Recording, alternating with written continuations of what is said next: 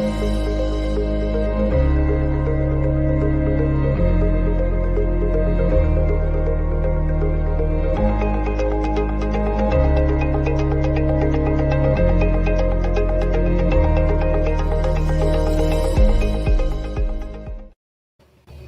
right, welcome everybody to another episode of our Puget Systems podcast live Q&A show. This week, we're joined by Geno Rosario. He is one of our tech consultants, like Jared a few weeks ago, but with a little bit of a special sauce because Geno also came through our support department, so we get kind of a 2-for-1 deal this week. And so I'm really excited, as I usually am for these sorts of things. I'm always very excited to talk to new people. So welcome, Geno. I also like to do, because since you're new here, go ahead and give us a little intro about who you are and what you do, your little background and that sort of thing. So my name is Geno Rosario. I started with the company, I think, about 2016, somewhere around there. So it's been a while. I started on the support team first. I was there for about 2.5 years, and then Wilson, who runs the consulting team, asked if I'd be interested in coming upstairs and working with them. So yeah, cool. I totally got snatched from the support team. But I still work in the support team very frequently. I fill in when they're shorthanded, or I work in there at least twice a month, sometimes more if they need the manpower. So I still maintain a good, healthy relationship with my friends over on the support team. Cool, right on. One of the things I know we want to talk to you about, because during our setup prior to the going live today, you mentioned that you are running all of this off of your MacBook, and we do often have customers who have spent years on the Apple platform or Mac OS sort of ecosystem, and because of the better performance that comes with the hardware that also comes with Windows, they're making that move. And so do you have any thoughts or I guess a little background on some of your own experience working with both, and then also how that helps customers? Yeah, so I try not to get too caught up in the whole like Mac versus PC war, because it feels like everybody's got like a really strong opinion on which one is better. Sure. But I've always been kind of the opinion that like each one of them is capable of doing a very specific job very well. Mm-hmm. But if you want a more versatile machine, you tend to go more for a PC. Sure. Macs are really great for working with audio work, which we talked about, you and I have talked about, and they're really great at some very, very specially focused design jobs and very specific sets of software that aren't available anywhere else. But it's not too bad to cross over from a PC to a Mac these days, or I'm sorry, vice versa, from a Mac to a PC. Just because a lot of the software still uses the same file types. There's a lot of hardware that's intercompatible between the two. It's not as scary to cross over as you might think. Cool. What tends to be the biggest hurdle? The biggest hurdle that I come across is Thunderbolt reliance. So there's some people who like to do some daisy chaining of Thunderbolt devices, and since Thunderbolt is kind of it hasn't been as available on PC as long, some of those daisy chain features don't really carry over to PC very well. And some people they kind of tend to get the people who are attached to Thunderbolt get attached to Thunderbolt for like external RAIDs. Sure. It's a pretty nice feature to have for external RAIDs. Mm-hmm. And some of the hangups we get there is that since if you have a Mac formatted drive, obviously it's not going to work in Windows without some sort of assistance or a bridge software or something like that. So that seems to scare some people off. But again, I would say that that's not that common that we come across that. So for the most part, most Mac users crossing over to PC won't have very much trouble. Oh, that's good to hear.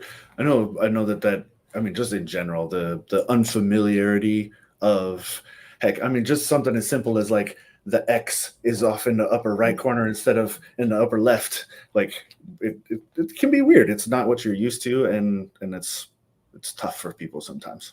Oh yeah, I've heard stories of people who thought that Alt F4 in Windows was the equivalent of Apple Quit or Apple Q on a Mac. Oh man, the hard way. That's not how that works. But for the most part, a lot of the shortcut keys are pretty similar. I mean, copying is still Control C, just like it's Apple C on a Mac. Pasting is Control V and Apple V, so it's not like they're that far off from each other. It just takes a little bit of getting used to. Yeah.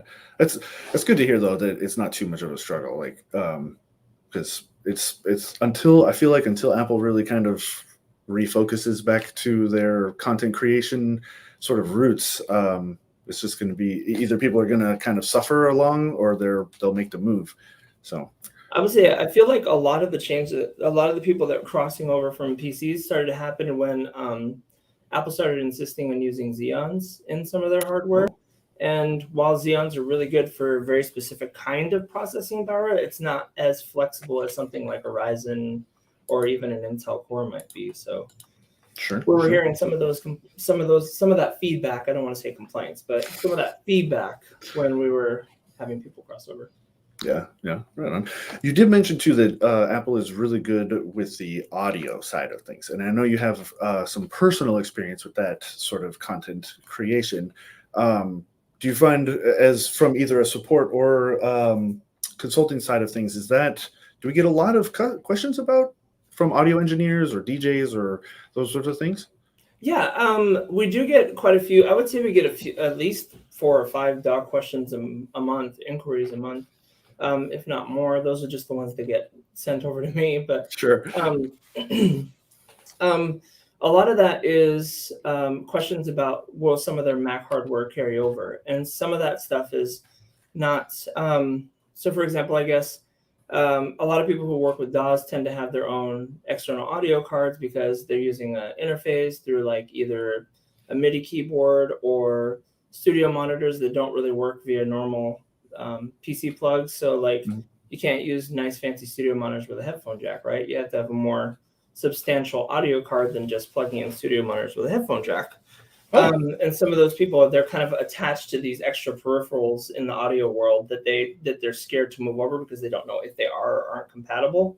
So I get a lot of those kind of questions. If I work with a PC, can I still use my audio card? Can I still plug in my studio monitors? Can I still do this? Can I still do that? I would say like 80% of the time, well, more like 90% of the time, most of the stuff that they can use can still carry over to the PC side. It's just some of that nerves and like unfamiliarity with it. Sure. I mean, and that's I can see where that'd be a big concern. I mean, if I'm considering spending, I don't know, 5,000 plus on a PC, actually maybe less for an audio thing. We don't really have much. Actually, I don't think we have any sort of data whatsoever when it comes to audio, like DAWs, digital. What does this stand for again? Digital audio workstation. So it's DAW is usually for like the whole thing, but people have started to like short-term use the word DAW for like just an audio hardware, I guess. Okay, so just that generally refers to the hardware. Yeah. Okay. How do you handle that? Like, what sort of advice do you have toward like I guess a configuration toward that sort of work? One of the first questions I ask for someone who's crossing over doing audio work is what kind of audio work you're doing. Because if you're doing like some hardcore mastering or like mixing down of someone's work that you're trying to clean up or add quality to or processing to, then it's quite a bit different than someone that's plugging in their guitar and recording their voice with their guitar. Oh, okay. So if someone who's doing some professional mastering is going to want something closer to like either a Ryzen 16 core or like a Threadripper style system with more cores and more RAM. Whereas someone who's doing just kind of raw plugging in your guitar and recording yourself singing, they're going to want something more like an Intel core or one of the lower core Ryzens instead. Because it doesn't take that much muscle to just do some recording. Okay. Wow. I'm curious, is there anyone that stands out in particular without, of course, naming names, but is there any, either like a client that stands out or maybe a particular use case that you have heard of that was particularly interesting or challenging for you? Yes. So I've got, I don't want to, I guess I shouldn't name customer names, but I have a customer who is out working in New York who I work with pretty frequently. And he is a DJ, he's a mobile DJ. So he wanted to get an audio setup system, but in a rack so he could carry it around to every nightclub he played at. Oh, cool. So the challenge we were running into was racks are not really friendly for having front audio ports. Oh, sure. he had a bunch of different peripherals and stuff that he wanted to use. So we ended up coming up with a little weird solution where we had some extra cabling and stuff where he could route his devices to the back of his machine. And I've heard stories over and over about how this particular customer will tell the support team to say hi to me because he's still working with that audio rack mount box that he built about 3 or 4 years ago, and he's still taking it live, and he's used it to the point where the thing is full of music, and now he needs more hard drives. Wow. So that's a pretty cool one, and I think it's just because I keep hearing from him, so I know he's out there still using it, and that's pretty cool to me. Yeah. But I don't always get that kind of feedback. Usually, once someone picks up the system and they're happy with it, I don't hear unless something's wrong, and then they ask me to rope support him. But that was one of those situations where I continuously hear from him, and I continuously hear he's still using the hardware. All right, that's cool. Plus, that speaks to our ability to build a robust system that lasts. Super cool. I like to hear 3-4 years and it's still going strong. And his only trouble is I'm running out of storage space. That seems pretty good. So yeah, good on you, Geno. Although I can't imagine carrying a big rack mount to every show, but hey, if he's that busy, man, more power to him. Wow. That is pretty cool, though. Right on. I don't know if this is going to be a good question for you or not, and so I'm going to throw it out there just in case. But Dapper Duff on Twitch was asking, on the page for custom servers, how come I don't see any server-grade motherboards, such as servers that have IPMI and remote management? We do have one on there. I believe that's a WRX80, the Threadripper Pro. That one does have some remote management options in there. If I remember right. Oh, I want to take a peek at our server listing too because I'm curious about that. We have some Xeon boards that have some IPMI and remote management as well, but I just can't remember them off the top of my head. And I'm scared to click off of these windows here. Oh, no worries. I'm not sure how to tell just from looking at the configuration page, but Dapper Duff, I will recommend that you do. If you already own a system from us, a conversation with support would be a good way to start. Or if not, a consultant like Geno will be able to help you a little more specific than we can cover here on the stream right now. But thank you for asking, because I know that a few of our colleagues are in here as well, and we may be able to get you some help pretty quick. So thank you for the question.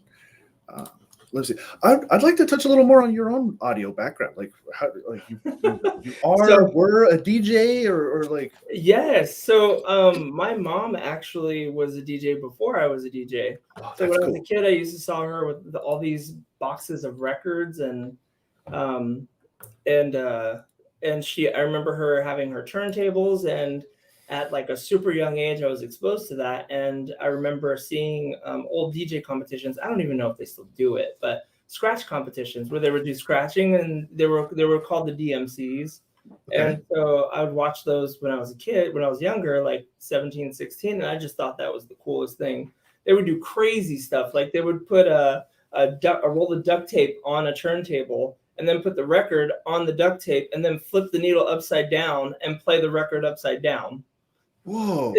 just showboating stuff for fun, just because they could.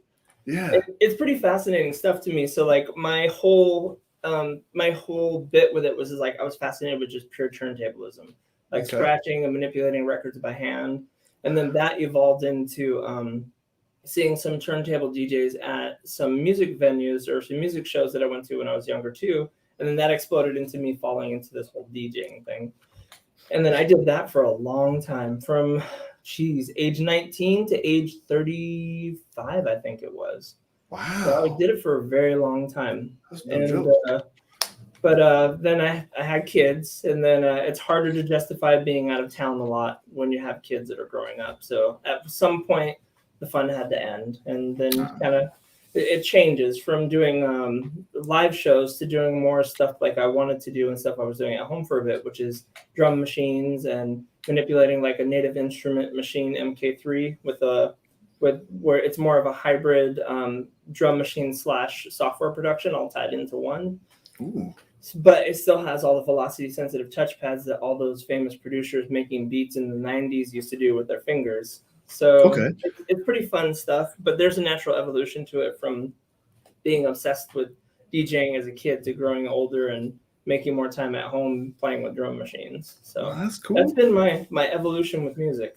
Yeah. Oh, that's neat. I also wanted to say, I don't know how. Let me see how I phrase this. I know that you used to curate the Puget Systems playlist on Spotify. Is that still a thing? I think it's still a thing. It's not maintained as much because I think someone locked out the account. But I Oh have no. been meaning to get in there and tinker with it and see who has control of it. 'Cause I'm not sure who does. I think it's Eric, but That might be. I might reach out to Eric and see if I can get that going again. But yeah, every month I would, since I have a lot of subscriptions to music where I get curated music where I've never heard it before. So I was intentionally, like, for example, Spotify's Discover Weekly is one of Mhm. my favorite ones because it will curate music for you that you've never saved or played before. So Ooh, every Monday, it's 50 tunes that you've never saved or played, and chances are there's something you've never heard in there. cool. So I And will go ahead. oh, is it? And it. I imagine it looks at stuff you do listen Yeah, to yeah. to build So that list. things that you saved or played throughout the week before that one Monday, then things that were played, it will try and match you with similar things, but something you haven't played yet. So if you Cool. ever added it to a playlist, it's taken off that list. You know, you won't go there. So I get fascinated with these music services that have these curated playlists. So I have one for Spotify, I have one for Tidal, I have one for Apple Music, Oh I have wow. one for like multiple services. And then what I was doing is I was taking all those new tunes I never heard of, and of course picking the more work-friendly ones, and blending them into the Puget playlist. And so Yeah. that's where I was getting all those from. Okay. That's pretty cool. Right on. Oh, do you create your own music anymore? I do. I just started uploading them to SoundCloud, but I'm not confident enough to share them yet. I Okay. share them with a significant other and she gets a kick out of them, but I'm not ready for other things yet. Other people Yeah. to see them yet. Okay. Okay. Let's see. He said, yes, that is true. I'm not sure. I'm not sure what Wilson is Other saying. Yes. plans Yes for to. Sabrent Rocket NVMe SSDs. Yeah. Um. I think Wilson's answering the IPMI remote management Oh, question. I see. Okay. Um. And then, so yeah, Dapper Duff asks, are there plans for Sabrent Rocket NVMe SSDs, such as higher read-write storage drives? I believe I heard some whispers about that, but I will let our official announcements take over because for that one, because I don't know exactly when that's happening, but I've heard some whispers about some more higher capacity NVMEs coming down the pipe for us. Mm-hmm. The same. I know it. I know in the past we've occasionally used the like 4 terabyte rockets in the past, but when I was still in production, which was a few years ago. So they're there, but I think there was a very particular use or reason for them. But again, I'm not sure. I don't have a whole lot of fingers into the product development and I know it's research side. hard to say it because it's like I know I've heard about it, but I don't know how much I can talk about it yet. But Right. yeah, I've heard some murmurs of our team talking about adding higher capacity drives because Mm-hmm. 2 terabytes, quite honestly, for 6K and 8K video editing customers it's not very much. So sometimes we'll get asked if we can raid them, which we don't officially support right now, just because NVMe raid's not in a great place. That's So true. That's true. and we don't want to pass that kind of frustration on to our customers. So we don't support it at this time. But in exchange, we've been looking at higher capacity NVMEs. Yeah. Yeah. So I also uh, I'm a little. I have sometimes I have trouble figuring out how to phrase a certain question. I get caught up. I'd like to go a little. Hang on. Assuming it's not part of public releases, assume this could be for a custom solution. I'm going to put a very soft maybe out on there. Again, a conversation with either a Geno, either maybe after an email back and forth or something, maybe after Yeah. this. If you can get an email over to sales@pugetsystems.com, I'll get that question answered for you. But again, thank you so much for asking because these are things that we wouldn't have touched on otherwise. So thank you. Mm-hmm. I'd like to kind of go a little different with this next topic, because it's not going to be related to like workflows and use cases and things like that. And that is parenting and technology. You had an article you published, I think, earlier this year on the topic, and I'm curious. Well, let's do a little summary of that, and then if things have changed. And I guess I'd just kind of like to dive into that a little bit, because I have some kids of my own, and it's a struggle. It is. So I wrote in my article, I was going over some assisting tips, because it never ceases to amaze me how many parents don't know that they have these kinds of tools at their disposal, just because either the people that provide this hardware for them don't tell them, or they just didn't know it existed, or they just didn't know that that's a thing that's possible. Mhm. But the article I wrote goes over how to set limits in a couple different ways. How to set limits on internet usage, how to set limits on console usage, because a lot of kids play console games, right? Hmm. And yeah, there's the link right there. And then it's one of my favorite tools is getting in at the router level and assigning individual MAC addresses, because every device has a MAC address, right? Mhm. So assigning individual MAC address to profiles. So the way we have it set up at home is we have my significant other and 5 children. So there's a lot of kids. And I have it set up in a way where there's a profile for each person in the house. And then there's a separate profile for automated things in the house, like Alexa lights or random things that don't belong to anybody. And we call it the household profile. So that one never has any limits. But for every child in the house, their devices get to assign to their profile, and then their profiles have awake times and night times. We have a 5-year-old in the house too, where we kind of limit hers more than everyone else because she's 5, Sure. and she can't stay up as long as big brothers can. So we got to get her to bed a little bit earlier sometimes. So you can tune these individually to fit the need of each kid. And so, for example, we have the 5-year-old start or end time closer to 9 o'clock at night, where Right. everything, she can't connect to anything at night, and that's it. And then she knows, usually like clockwork at 8:59, marching downstairs, getting ready for bed, because she knows my stuff is off. It's time to start winding down and head into bed. And we do the same thing for the teenagers. There's end times a little bit later than the 5-year-olds, obviously, but it's the same basic premise. Is you can go into your router, make a profile, and add devices to each profile. And if you stay on top of that and make sure that any new devices that come in are properly assigned to a profile, then you have this list of things that are attached to each kid. And instead of having to manage each device, you're literally just tapping on a profile. And then everything attached to it will be either on or off. And if they don't decide they don't want to do their chores, guess what? Someone's getting their profile paused. That's right. I've done something similar. Like when the girls have had friends over, I'm looking at the list of new devices that have connected to the network, and I'm like, oh, this is their friend, and so all of their friends are under their profile. So if things start getting too rowdy, boop. Yep.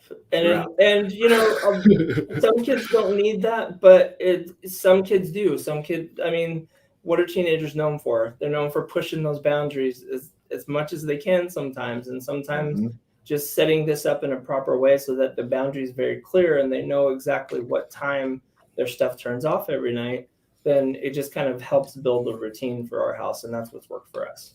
Yeah. I like it a lot. It has helped quite a bit. To kind of help manage that screen time a little bit. Yeah, it's pretty cool. I've shown so many parents how to do this too. Yeah, and I mean it goes further than that too. I mean that's great for just like worth mentioning that these features are often included in most modern routers. Yes. Yeah, they are. So we were specifically talking about the like the Comcast Xfinity router will have like an app or with the web tool to fiddle with those things. But yeah, most modern routers will have a way of setting up you can isolate different devices and timings and profiles. Heck, even to a certain extent, if you get really deep into it, you can block certain apps, certain websites from even just loading. Like if I wanted to, I can just say, nope, you can't talk to TikTok anymore. Like, Yep. You can add it by domain and just be like, nope, sorry, facebook.com is not accessible on this router. I like that. It's a lot, and that gets a little deep. That gets a little fiddly to get into specific like sites or apps like that. But even beyond that, there's parental controls for like YouTube. If you don't want your little kid just searching around YouTube in general, because that can be a little sketchy. There's YouTube Kids, and also from there, parental controls in that sense. And I think the biggest thing is just kind of pay attention. For me, Yeah. I'm always wondering like, oh, hey, because I'm always curious what the new thing is that kids are playing with, either Snapchat or TikTok, or like I saw the evolution of Vine to Musically to TikTok, and that kind of stuff is really fun to watch. Yeah, I think nothing will ever, like, even if you get all these things in place, and sometimes, well, I guess you can call them restrictions, but restrictions in place or monitoring stuff in place, nothing is ever going to replace you actually paying attention to what they're doing. Yeah, But yeah. it's always helpful to have some rails so that everyone knows what the expectation is.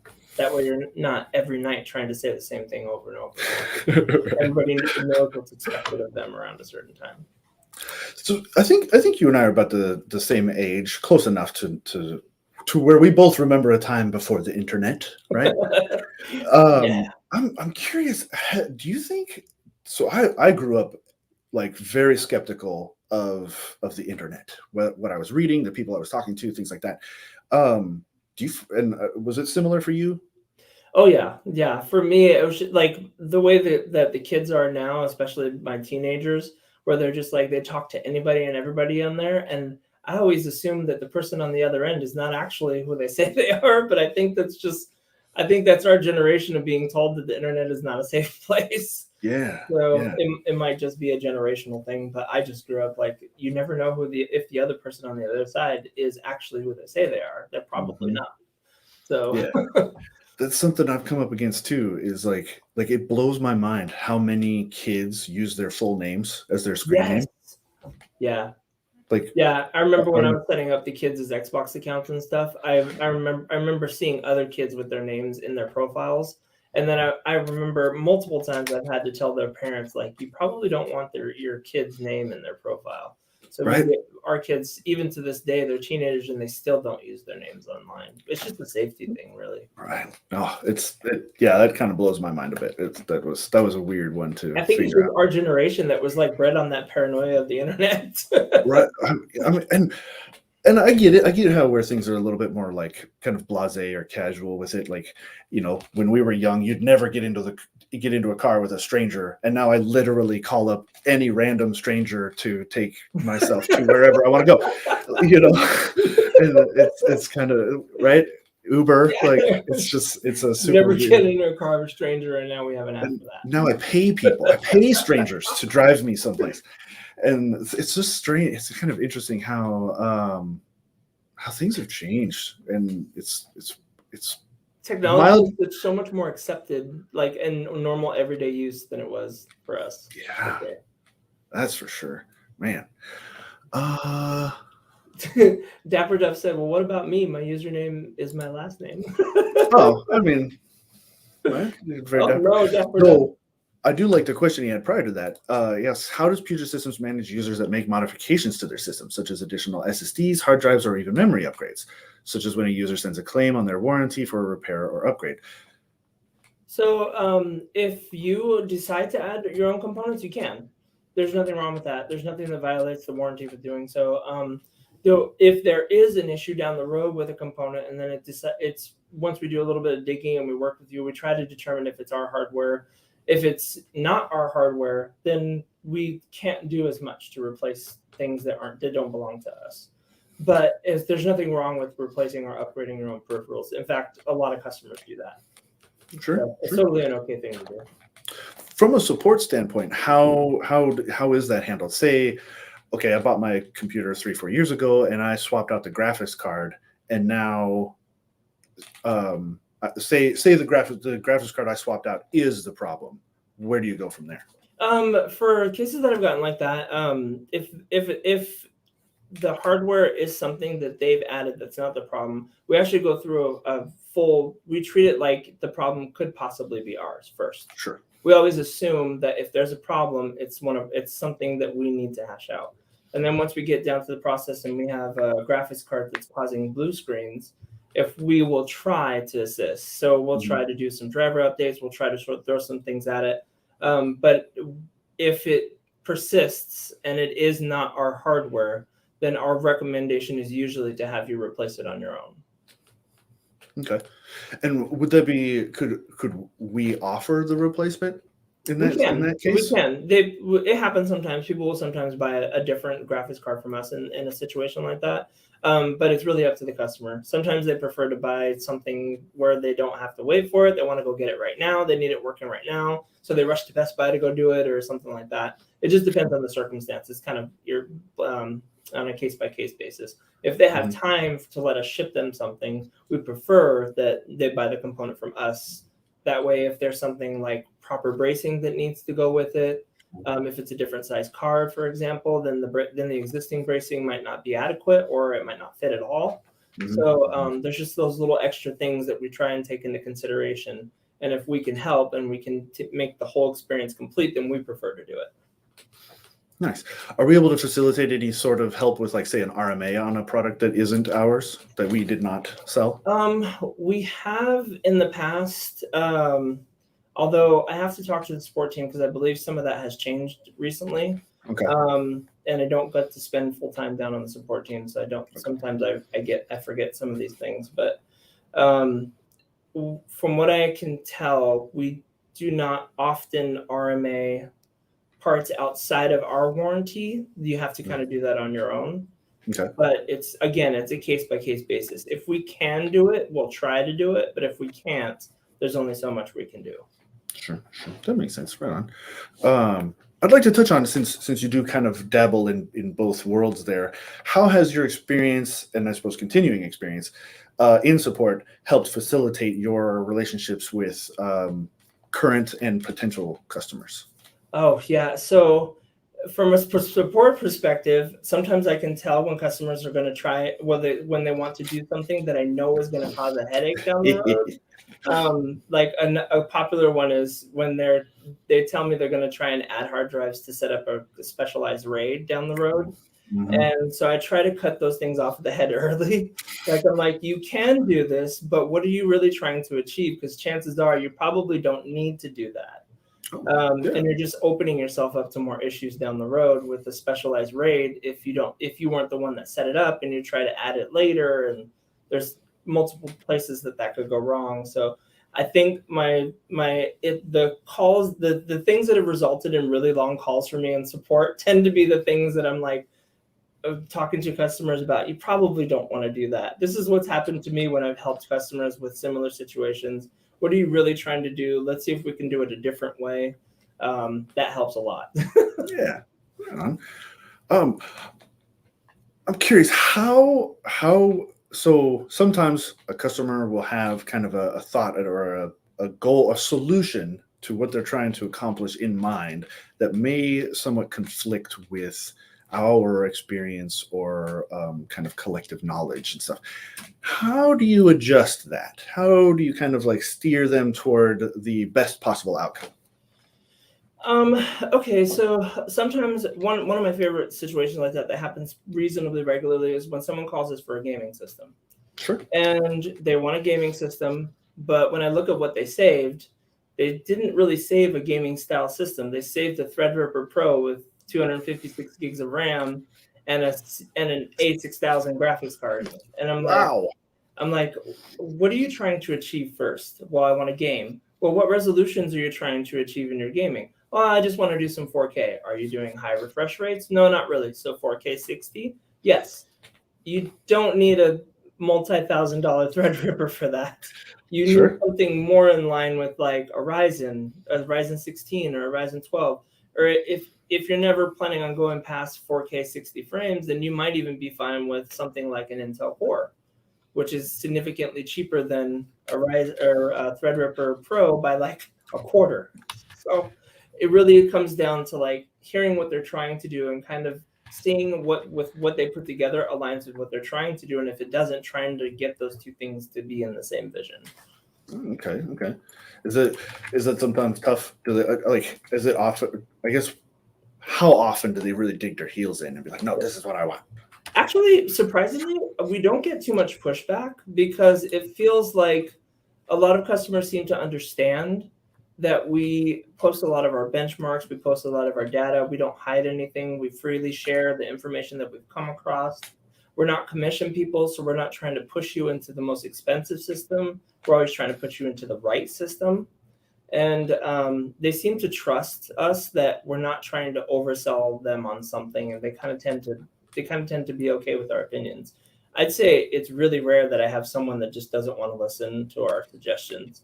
And in those That's kind good of to hear. cases, I try to tell them, hey, you can have that. If this is what you want, go for it. But if you're trying to achieve this, this might be overkill for what you're doing. And I just want to be very clear about that. And it's really rare that someone will say, nope, I want it anyway. Most of the time, they're like, okay, well, then how about you build it the way it should be built? And then I will save a quote and put it in their account for them to view, and they can usually look at how much different my build was than theirs. And I'd say like half the time it's usually quite a bit less expensive. Oh, I was just about to ask, how often do you see sort of overbuilt configurations? It's common. I would say it doesn't happen every day, but it's common enough that um, if they come in with a specific software set and we get into specific questions, I'd say maybe like 20-30% of the time I can tune it a little bit more specifically and then get some extra money off of it that they probably weren't going to ever use anyway. That's Like cool. if someone's buying a Threadripper, a non-pro Threadripper, just a Threadripper for 4K, you don't need to spend the extra $1,500-$1,600 on a CPU for that. Right. You'll be perfectly happy with an 8 or 12 core system. And usually when I tell people that, they're like, "You want me to spend less?" I'm like, "Yes." They're like, "Okay." Uh, It's not I that love hearing hard of that. a push. Yeah. Well, I imagine so. I mean, heck, because like you just said, $1,200. That's a chunk. I mean, Yeah. yeah, that's pretty cool. And then I Uh, usually kind of tell people too, like you're gonna have some time with it in the field before we do our reach out because we do kind of follow ups after 30 days now. mhm, And so they'll come from directly from us if we sold it to them. Like if I sold you something, the email will come from me saying, "Hey, it's been about a month. How's the machine running? Is it meeting your expectations?" And then they will tell me around then if it is or isn't. And if I haven't come back with a single one yet since we started that program where they said this isn't working for us. oh, that's So cool. we get that feedback, but it's pretty easy to kind of match what they're trying to do with the hardware. It just all comes down to asking the right questions. Yeah, right on. Yeah, man. I have to say that is a good.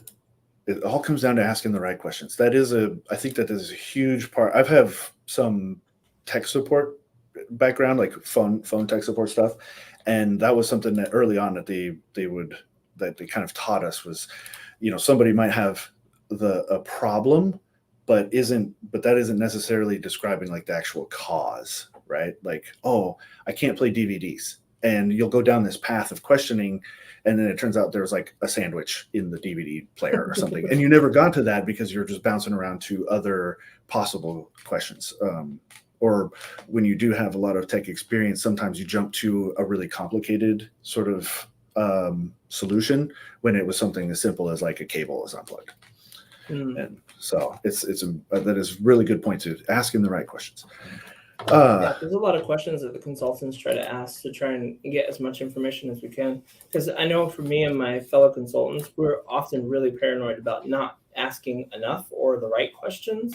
Mm, And so Jeff from our team, every week, Jeff, our lead, will go over previous builds that we've done the week before, even after the builds have already been purchased. Because even after we've purchased, if after they purchase it and they've gone through the whole consultation process, we will still, after the order's done, go give it one more look over before it goes to the production team for building and say, did we maybe miss anything here? Did we get all the pieces?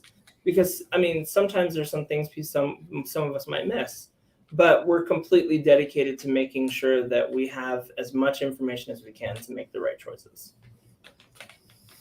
I like that. It's so cool. I love working for these guys. It's so much fun. JM Ricks on YouTube has maybe well, we'll throw this out there. He says, with new M.2 SSDs and SATA SSD sizes, would you recommend this is a secondary part. I'm sorry, let me start over. I have a mini SAS RAID 5 setup from 7+ years ago. So serial attached SCSI. I'm in the early process of getting a new PC through y'all. I do mostly AE and C4D, so After Effects and Cinema 4D on a daily basis, and use the RAID as a project volume. With new M.2 SSDs and SATA SSD sizes, would you recommend I switch to just a large SSD drive for project volume and get rid of the RAID, or something else? It's hard for me to suggest getting rid of a RAID because I don't know what's on it. Sure. But our typical structure usually involves one larger SSD M.2 as a secondary just for your project, and then a primary where the applications and the operating system lives. So if we don't typically set up RAIDs anymore, just because it introduces a variable that you may not have control of, and it's just an awful feeling when a RAID fails in the middle of your work a year down the line. So to avoid stuff like that, we usually suggest a larger secondary SATA or M.2 SSD. And so I don't have a lot of experience with RAIDs in my own self. Would it be possible to transfer all of that to a single drive? Yes, if the single drive is large enough. Okay. Oh, I missed the part where it says the current RAID is 4 3.5 1 terabyte drives for a 3 terabyte volume. Yeah, there should, especially since we should be offering some larger volume M.2s in the fairly near future, which if you can email sales at Puget Systems, I'll try and get a date because I don't have a date quite off the top of my head. But I know that's in the pipeline.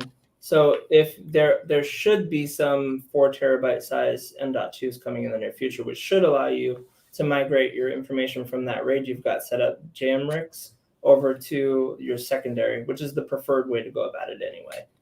Mm-hmm, mm-hmm. And I think I should poke Matt a little bit to write up an official kind of redux of he did a video and I think an article that went with it about like the optimal setup for your content creation pipeline, I think is the right term. And I think it still references like mechanical drives and things like that. So I feel like, and I do often see some questions about like, hey, well, what if I only have just one big drive? Like, what do I do then? So maybe we may need to update that if we're going to be putting out large volume M.2s. So yeah, and a lot of the reasons for people sticking by RAIDs too is because RAIDs with mechanicals used to provide a little bit of a speed increase, but with the rise of M.2s, it's really not necessary at this point anymore. If that's the primary motivation for a RAID, then an M.2 should render that null. Yeah. Heck, almost even just a regular SSD. I mean, this is SATA SSD at 600 megs a second will be faster than mechanical RAID. For sure. So, I always like this one. What are you most excited about in the near future? Let's say the next year coming up, and then let's go a little further and say maybe 5 years. Technology, pop culture, whatever. What are you most excited about coming up on the horizon? I am one of the things I'm kind of fascinated with right now is Intel. I think it's because there's been such a larger share of, I'm trying to put this diplomatically, but there's been such a larger share of AMD systems going out the door lately for us in comparison that I kind of want to see what Intel's response is going to be. In the immediate near future, that's my fascination at the moment. Sure. Because I feel like when everyone's competing, the consumer wins, right? Because prices, Intel prices don't get stale. Everybody's competing. Someone's trying to offer something better or stronger than the next guy, which I think is great. Yeah. That's one of the cool things I'm watching right now to see how that whole Intel versus AMD thing plays out. Because right now, AMD's doing pretty well for themselves, and I'd love to see how Intel comes back from that. Further down the road, I think, goodness gracious, I personally am looking on a personal level. I have had some feelings of changing hobbies in the near future. So I used to play a lot of online games like Warcraft and to a lesser extent, a long time ago, EverQuest and MMO type stuff. Yes. But those are time sinkers. So I've been looking for some other things to kind of change things up, to change my gaming habits up. My significant other and I have been playing a lot of Destiny, and Cool. so on a personal level, some fun changes are coming along the way for how I play video games and stuff like that, because that's how I like to spend my spare time. And then I've got a teenager who's fairly close to graduating, which is my second graduating teenager now. Pretty proud of that. Pretty proud of that. And then, gosh, that's my biggest focus right now in life. But on the technology side, definitely this Intel versus AMD thing. For me, Sure. this is really fascinating right now. Yeah. What about Intel's graphics cards? Intel versus That is AMD / yes. NVIDIA. I feel like they've got to compete, and I feel like this whole entry into dedicated GPUs should be interesting too.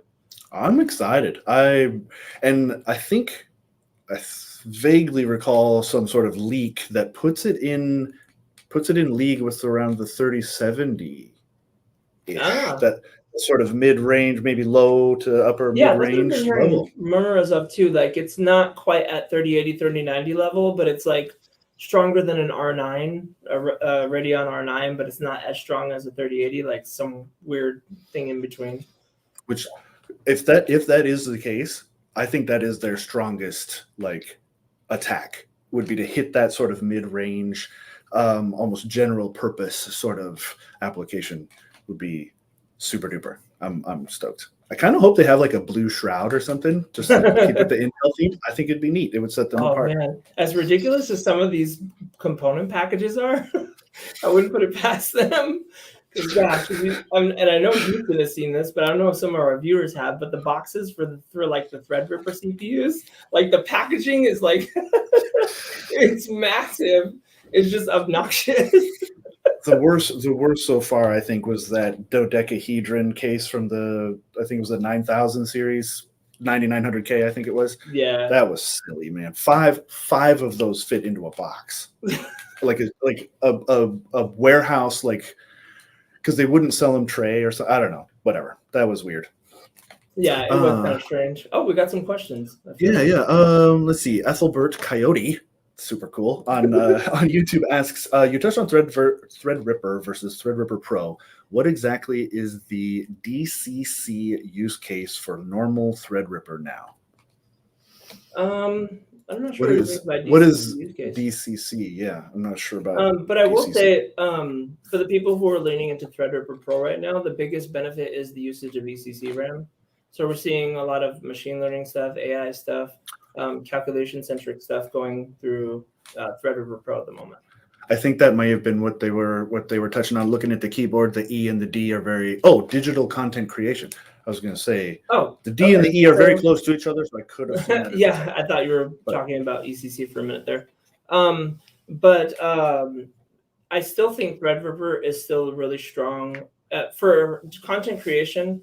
I still am suggesting Threadripper over Threadripper Pro at the moment, just because there are some good use cases for Threadripper Pro, but for content creation, Threadripper Pro feels like diminishing returns a little bit past Threadripper, unless you're doing some really high-end 8K like Red or Raw or something like that. But right now, I'm still using Threadripper over Threadripper Pro. And Threadripper Pro, if it's more simulation or calculation centric with requirements of ECC RAM, then I'll lean into Threadripper Pro. But they're kind of, so Wilson was mentioning in there too. The Threadripper Pro has full slot bandwidth and goes well past 256 gig RAM, which the Threadripper cannot. Sure. All right, there we go. And then Leon Parma on Twitch asks, do you think AMD will keep the policy of maintaining the same socket for various generations with their new upcoming socket? Intel's 2-generation cycle is king of a letdown for me. I don't know. We can't predict it. It's really tough to predict what's going to happen. But it does feel like AMD will allow a couple, like an extra generation or two before they cross over. I agree. AMD seems to not to, at least if the past is any indication, they definitely sit on what works for as long as possible. Yeah. DJ comments. He says also a lot of our consultations are budget limited. If someone's budget could maximize on TR versus TR Pro, it's a strong case to still recommend it. Yeah, it is, because Threadripper Pro is a good chunk heftier in price than the Threadripper. Quite a bit, yeah. So I'm only recommending those in situations where I feel like it's absolutely warranted. He said, Leon processor is supposed to be kind of a letdown, but King fits too. Honestly, it does, especially in the last couple generations of Intel product as a whole. I'm totally okay with saying negative things because I'm the social media guy and controversy breeds engagement. So yeah, Intel You can has have made that some. controversy, Houston. To be fair, this was in the past. Intel has, from the outside, made some kind of silly choices in product launches and things like that. I do feel their new boss, though, has really done a great job in just this short amount of time of kind of redirecting the boat in a sense. I feel good about Intel coming up. That's part of why I'm so excited to see what they come up with. Yeah, Because this is gonna be really cool. going to take AMD winning on their back. They're going to do something. Yeah, I'm really interested to see just how Alder Lake performs. Like if this, because this is a whole different way of doing things for Intel, and it could be a big deal. I feel like there's a few things that have to go just right, I think, to really nail it. But it'll be very interesting. We're going to see some cool stuff come soon. The biggest windfall for us, well, for me in my cases, in my customers, it happened the second AMD attached Thunderbolt, because up until that point, if you needed Thunderbolt, you still had to stick with Intel. But when the B550 platform was released on the AMD side for Ryzen with Thunderbolt, it was like a bunch of those holdovers just made the jump, and that was it. Yeah. And it just kind of cascaded, and it's just been mostly AMD for me a lot. So we'll see what Intel does. I'm really excited about it, though. Ooh, and we're getting a change in RAM too. That'll be crazy. DDR5 is now finally a thing. Ooh. I know we're always a little bit more cautious when it comes to our RAM changes, but I feel like we're a little bit more cautious than other people are sometimes. And I know that's the case because we get feedback on that, but we try to be careful we're not passing down issues or possible potential problems to our customers. But I'm pretty excited whenever there's a RAM increase, because we don't do that often around here. Right, and it actually does touch on a good point there, because we were selling 2666 for a long time. For a long time. And there was always that pushback of like, well, AMD performs better if you use overclocked memory and things like that. And we've done a few testings and stuff. We've done a few articles that show it's not that much of a difference. And it was really a big deal when I think we now default to 3200, if I'm not 3200 is default. So, and that was a big deal. Like, I think we had a big write-up about that too, of changing over and why it took us so long and things like that. And that's important to point out that Puget Systems oftentimes does not sell the newest thing right away. There'll be a delay, and it's a big shout out to our qualification team, Josh, Ruben, all those guys, because they spend a lot of time testing apart in so many different possible configurations, trying to find an issue with it before they will allow it to go on our product line.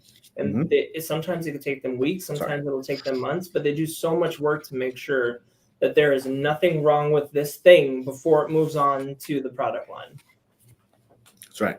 Reliability first, performance right after that.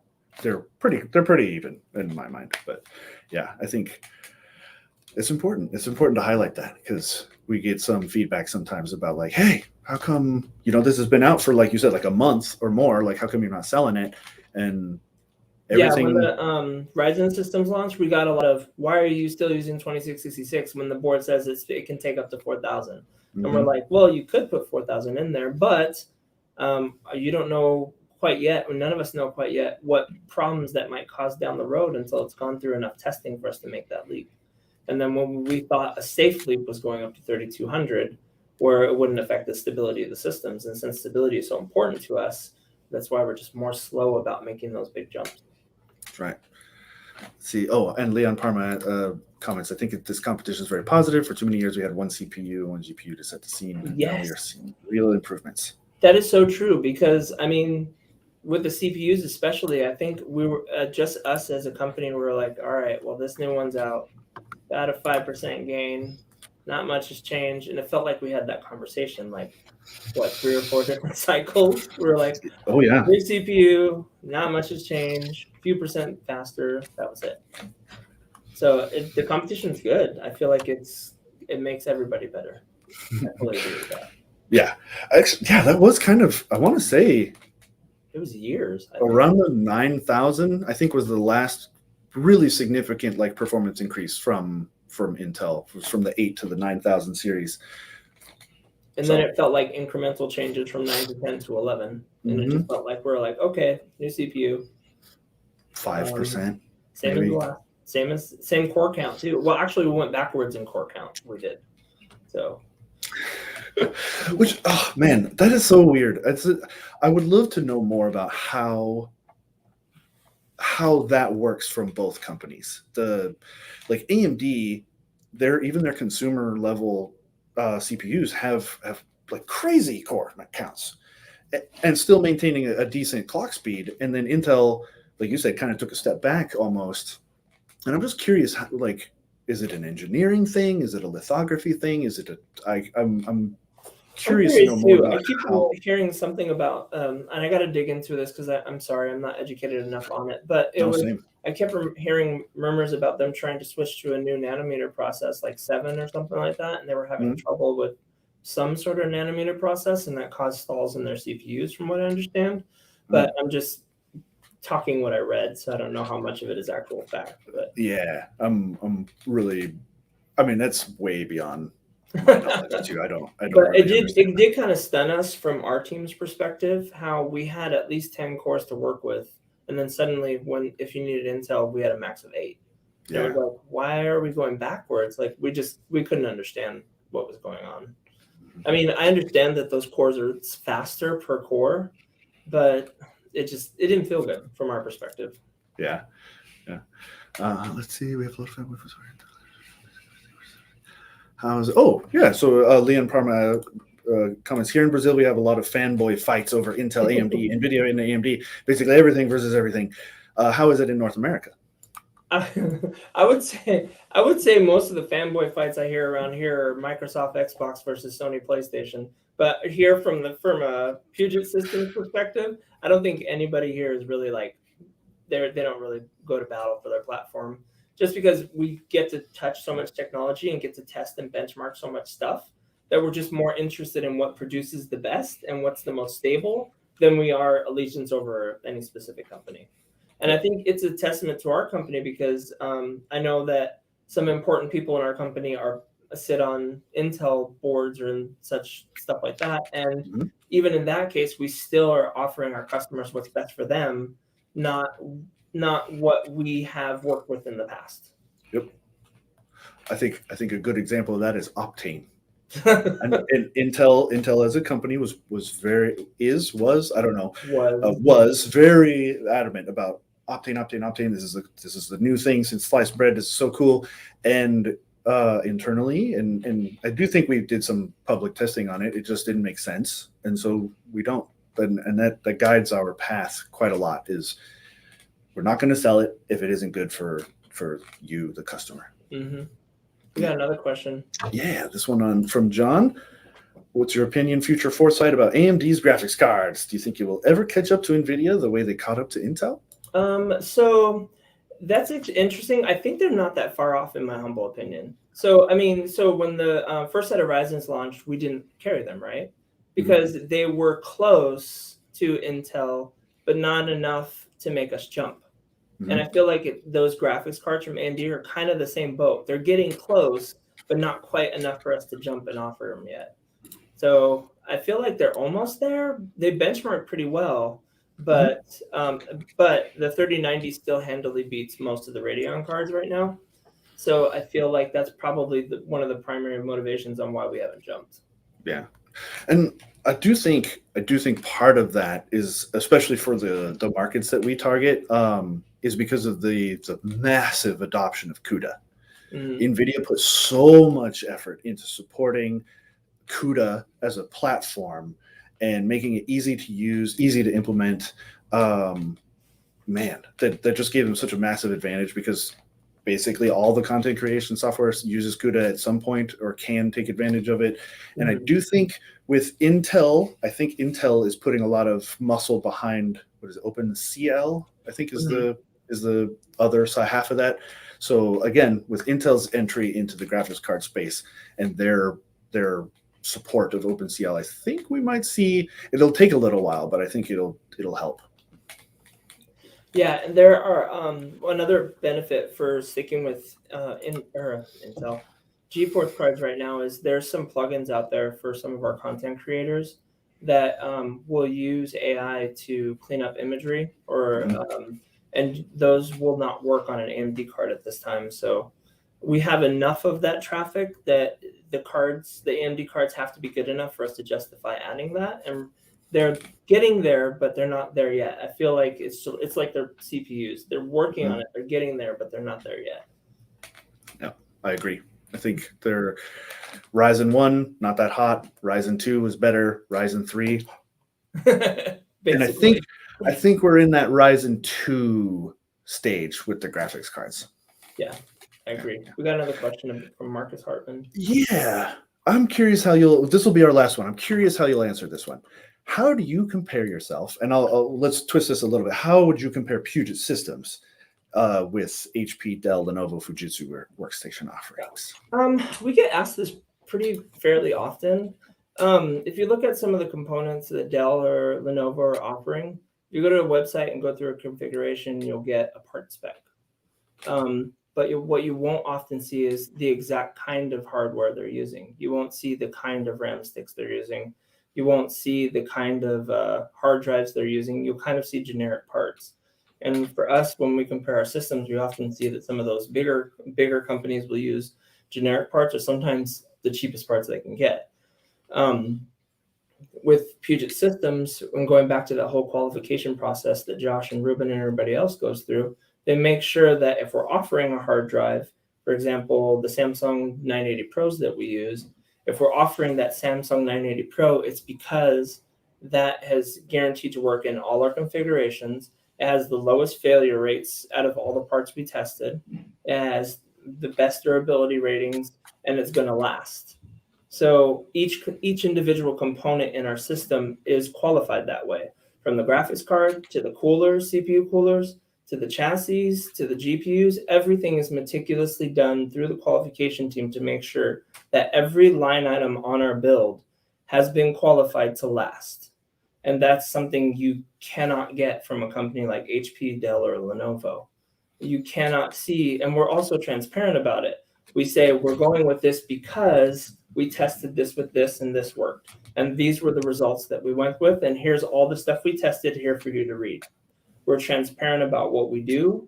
We're honest about how we go about it. We don't try and bump you into the biggest or most expensive system. And we get the components that will last through our qualification process.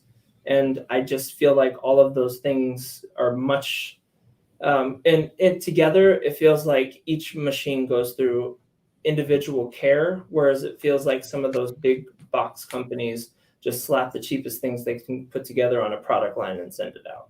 Mm-hmm. And the other thing too, just kind of as a post component thing, is we've heard horror stories. If you try to call Dell support, what happens when something goes wrong? When it comes to our team, you can call our support line, and there will be either myself when I fill in on the support team, or people like Terrell or Michael or Ben, either of the Bens. We've got two Bens down there. Either one of those guys, they'll be there. They'll be ready to answer. And we have a rule where we have to get back to a customer within the hour that they called, within an hour of them calling, rather.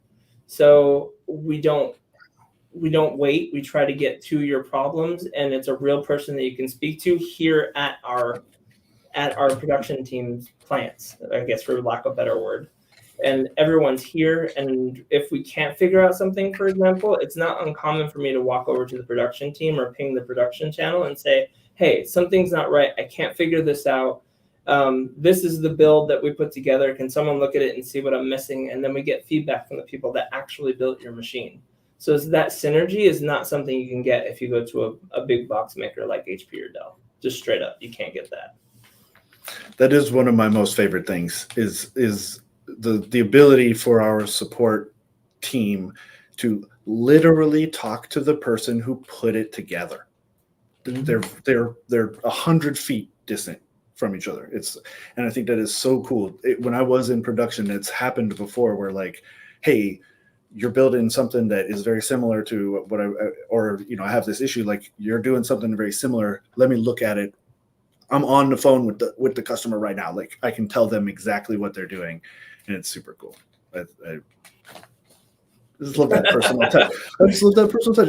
I feel like it makes such a huge difference. You're not just calling up some random person who from nowhere who's just looking at a note sheet about your product. You are actually dealing with the real people who put it together, who support it, who work with it every day.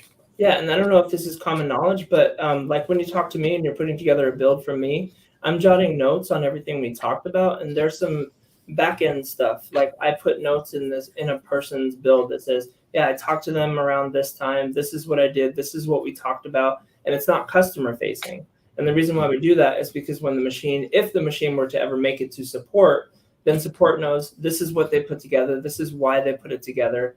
And they can usually combine that knowledge to help kind of suss out or get straight to an issue that they're experiencing if the expectation is not met or if something's not right. Yeah. So a lot of care goes into every single system on so many levels. Yeah, because sometimes it's environmental, right? Mm-hmm. You know that X customer is using their system on a boat, and that might have something to do with the issue that they're calling about. And that would not have otherwise been noted if it were someone else. Yeah. So that's really awesome. That does put us quite a little over our hour. No. So we'll wrap it up here. No, it happens all the time. A few minutes. I'm not hardcore parkour about the timing. But we will wrap it up here. Thank you so much, Geno, for joining us today. This was great. We hit on some stuff that we don't normally talk about, and I think that is super cool for the audience at large. And so thank you very much for taking time out of your day to join us. Yeah, and don't forget, if you had questions about some of those parts like that, the 4 terabyte Sabrent I saw on the channel, just shoot an email over to sales@pugetsystems.com, and any one of us will pick it up on our team, and then we'll grab it and try and answer your questions as quickly as we can. Right on. And is there anything you'd like to mention or shout out other than that before we go? Wilson, my boss, for pushing me to get on here and talk to you today. And Houston, you always make this easier to do because you're just like easy to talk to. You're pretty friendly. But yeah, I enjoyed being here, and now I'm looking forward to hopefully doing it again sometime. Oh, sure. I'll get you on the pattern, the flow of things. Awesome. And I'd also like to thank the audience as well for joining us today. We do this every Wednesday, on most Wednesdays, I say. There's a sprinkle of times where I'm not available, and so we don't do it on a Wednesday. But most Wednesdays, 99% of them, Wednesdays, 1 p.m. Pacific, so mark your calendars.